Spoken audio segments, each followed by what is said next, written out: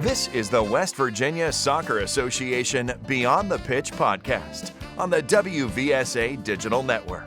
From the Sport Pens International Studios in Charleston, West Virginia, here's your host, Marcus Cole. Welcome to the podcast. We have another great show on tap. Before we welcome our guests, I want to remind you to like, subscribe, and share our program. This helps us get the word out to others and let them know that we're providing valuable information designed for soccer players, coaches, referees, and parents. With us is Stephanie May, our favorite registered dietitian and owner of SM Nutrition. Happy New Year, Stephanie. Happy New Year to you. We are in 2022. It's exciting, a new year, a fresh start, and today we're going to be talking about getting back on track for our youth soccer players, getting back on track nutritionally. So why don't we go ahead and dive right into our subject. Now that the holidays are over, we had grandma's secret fudge that you only get once a year. We've had pies that we don't normally get and some of the other treats that we've enjoyed over the holidays. Can you give our youth soccer players some important, the most important thing that they should keep in mind when they're trying to get back on track nutritionally? Yeah. And so I think the big thing, and a lot of things I'm sharing with my clients and every athlete I'm touching base with, transitioning to this new year, this fresh start, is not just making a resolution, but a New Year's commitment, right? So what are you committing to do this year in terms of your nutrition? We're not thinking about last year. We're starting fresh. This is a wonderful opportunity. And so my favorite word is consistency. So what can we do that's consistent, those small little steps?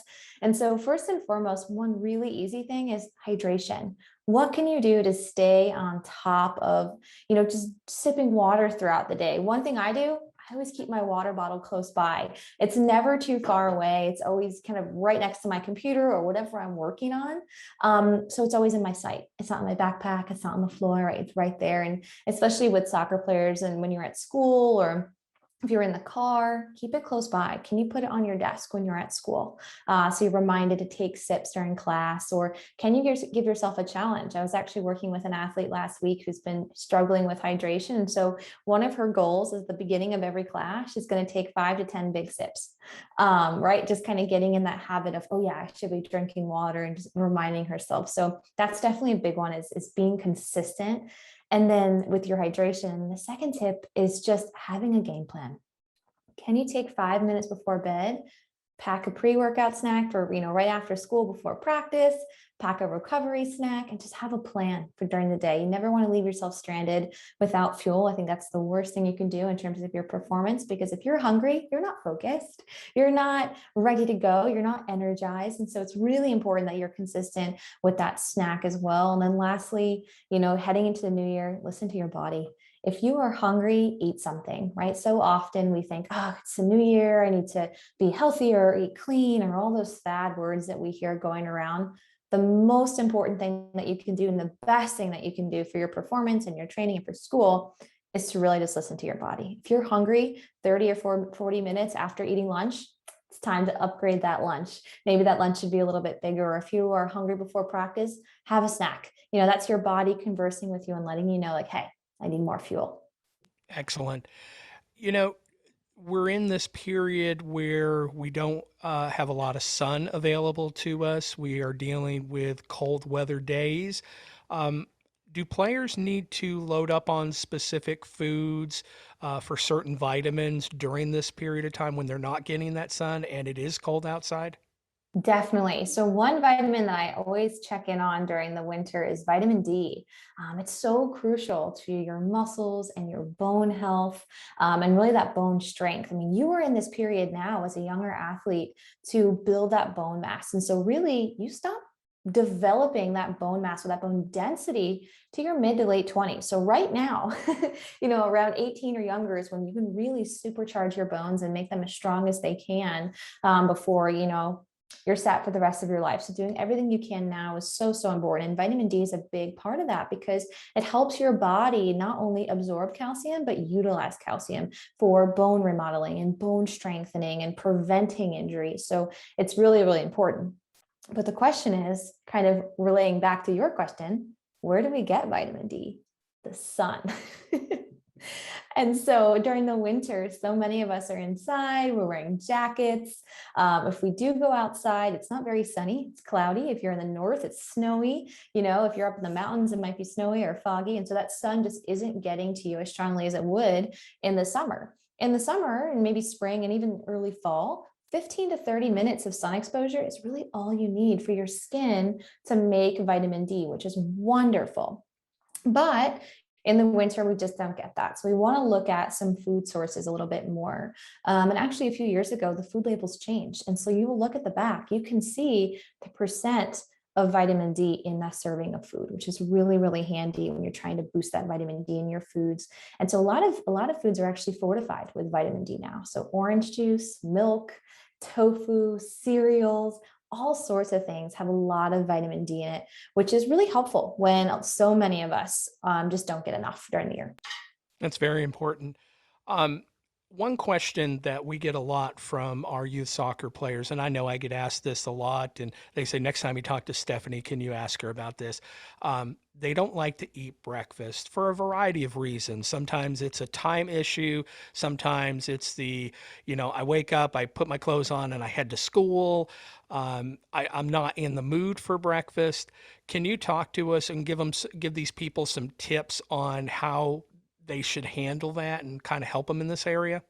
Yeah, I see this a lot with athletes, especially early morning practices before school. It tends to be the biggest challenge. And so my best advice is to start small. Something is better than nothing. So when we're thinking about breakfast, it doesn't need to be this huge thing with eggs and toast and fruit and yogurt and this huge thing initially. Start out small. If all you can get down is some pretzels and peanut butter or a banana or just a granola bar, that's a great start, right? We really want to train your body to get used to eating in the morning. And then once you're comfortable with that granola bar, let's upgrade. Let's do some oatmeal, right? And once you're comfortable with oatmeal, can we do oatmeal with a banana and then oatmeal with peanut butter and slowly build on that breakfast? It takes time, but also think outside the box. It does not have to be a traditional breakfast. If you love dinner, leftovers from dinner are perfect. If you love turkey sandwiches, there's no rule saying that you can't have lunch for breakfast. So, really thinking non-traditional items for breakfast can be really an easy start to adding in more fuel. I think that's important to remember. I mean, we have breakfast for dinner sometimes. Why can't we have dinner for breakfast? Exactly right. Exactly right. There's no rules. You make up the rules. Exactly. I love it. During this off season, players are going to be back in the gym and they're going to be lifting 3 to 4 times a week. Should their nutritional fueling plan change during this time because they are working out so much more and building muscle mass? I mean, what would you recommend? Yeah. So when you're shifting from doing a lot of high endurance, really quick speed workouts, soccer is an endurance sprint sport. It's 90 minutes of all out. And so we're thinking about when you're transitioning to more of a weight based, we want to focus on being consistent with protein. So you're still going to need some carbohydrates, not quite as much to get you through a soccer practice, but you're still going to need some to energize that training and that lift. But we want to be really consistent with our protein intake. And what the big mistake that I see a lot of athletes making is they go really hard on protein shakes or a really big dinner with chicken and fish, but they're forgetting the rest of the day. Their breakfast might just be a bagel, or their lunch may just be something quick and on the run. And so it's not that complete meal. And what we want to look for is making sure that at every meal, we're maximizing protein intakes. We want to aim for that 20 to 35 grams per meal. For larger athletes, you're going to be closer to 35. And then, for snacks, if we can hit 5 to 15 grams of protein, awesome. Because what that does is it gives your body the building blocks to consistently build that muscle and repair that muscle all day long. So being consistent with protein, again, that word consistency, is really what makes the difference. And then next, you want to look at hydration. How is that those nutrients or those amino acids from the protein going to get to your body through your blood? And how you do that and how you support your blood is with water and hydration. So that's really important. And then making sure that you're recovering. So adding some color to your plate, looking at fruits and vegetables, things that are really deep colors. So can you get some berries or some deep greens, some kale and spinach or broccoli or eggplant? Really looking for a variety of colors on your plate will help you recover from those heavy lifts. Now, you mentioned again hydration, obviously extremely important during the winter Yeah. time because it's hard to hydrate during the winter when you're not thirsty a lot. And sometimes you kind of have to force yourself a little bit. But Mhm. hydration is not just water and it's not just sports drinks. There's a lot of hydration in food. Talk to us about that. Yeah. So during the winter, I think we've talked about this before too, about how cold water during the winter is just not not exciting to most of us. So really thinking about foods can be a great way to get those fluids in when it comes to hydration. So soups, looking at minestrone soups or chicken noodle soups, things that have a lot of broth in them are wonderful sources of water. Smoothies, really easy, still cold, but if you're inside, it's not so bad, right? Sinking in some nutrients as well as some water. And then fruits and vegetables, really just adding that color to your plate, adding some berries to your breakfast, maybe some cucumbers at lunch, some salad or steamed or roasted vegetables at dinner. Those little changes to your plate make a big difference when it comes to your hydration. So you don't have to drink your water, you can actually eat it. We had a person post to us recently a question that they wanted us to ask you about energy gels and energy chews. Can you give us some background on them and do they really work? Yeah, so I like to categorize those as sports fuel, right? So those things where it's not quite food, but it's really handy. So it's not something like a pretzel or a bagel, but it's fuel that can be really useful during long training sessions or at halftime. And so these things, they kind of fall into different categories. There's the chews, there's gels, there's the waffles, there's drinks, and so on. There's so many different ways, but it all comes down to basically the same thing. They supply your body really quick energy, really easy to digest, quick, simple carbohydrates, basically little boosts of sugar to help improve your energy during long training sessions, which is those carbs is that's what your muscles want to use. It's that preferred energy for your muscle. So having that sugar and having that carb is really, really important during training, especially maybe at halftime when you've had a really long game or you've got a really long training session at that 45 or 60-minute mark. This may be a time to rely on a gel or a chew. But one thing I want to add in here is never try a new snack, whether it's a gel, a chew, or a regular snack during a game. Make sure you're practicing during practice because we want to make sure if something doesn't sit well with your stomach, I would rather you have to run to the bathroom during practice than during a game. So just thinking about, that is really important. But if you don't want to do a gel or chew, there's also plenty of whole food options. So pretzels, goldfish, applesauce, fruit leather are really good options for quick natural fuel as well. That's funny that you say that because I was going to follow up with a question about the idea that sometimes these energy gels and chews don't set well with some people, and sometimes they have some gastrointestinal issues when it comes with it. But I'm glad you brought that up. Excellent. We're talking with Stephanie May, registered dietitian and owner of SM Nutrition. You've got a great new book. Can you talk to us a little bit about it and how folks can get their own copy? Yeah, I'd love to. So I wrote the Fueling Performance Playbook, gosh, I think it was last spring, as an effort to really help athletes build their knowledge in just the basics of nutrition, what they can do every day to help improve their game, improve their performance, and truly set them apart from their competition one bite at a time.